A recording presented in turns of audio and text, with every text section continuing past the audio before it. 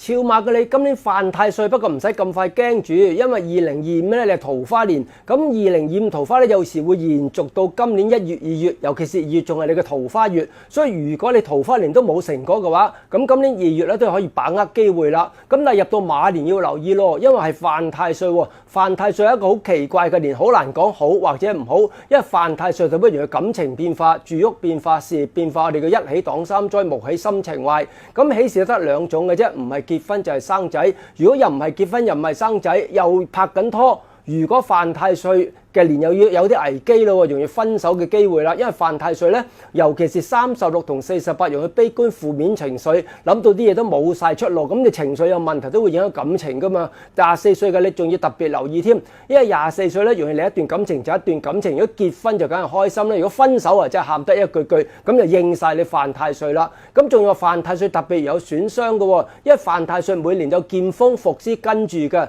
劍鋒伏屍容易受金屬所傷見血，尤其是農曆5月同11月先係捐血洗牙化解。咁吉星都有嘅喎，吉星有金貴同埋將星，所以其實都唔係話太差嘅。金貴係財帛有利，容易儲到錢；將星係權力地位提升，所以今年嚟講咧，上班一族屬馬嘅咧有地位提升嘅機會。咁當然啦，一定係3月6到8月8嘅人咧就要守啦，因為春夏天出世人咧要等到2028先係你嘅運氣。咁而家行緊運要把握機會，即使犯太歲都啦，有新機會可以放膽嘗試，就係生喺呢個8月8到3月6，秋天冬天你嘅馬年咧就可以把握機會放膽嘗試，唔好受情緒影響就可以噶啦。屬馬嘅你雖然桃花又排第12，財運又排第12，咁其實就冇咁差嘅。我成日都講啦，運氣點都要睇翻你係春夏秋冬咩時間出世，秋冬天出世嘅人咧，去到2025到2027真係有機會可以放膽嘗試。咁排第12係咩啊？就3月6到5月6都唔係太差，5月6到8月8啊！記住宜守不宜攻，所有任何機會唔好嘗試。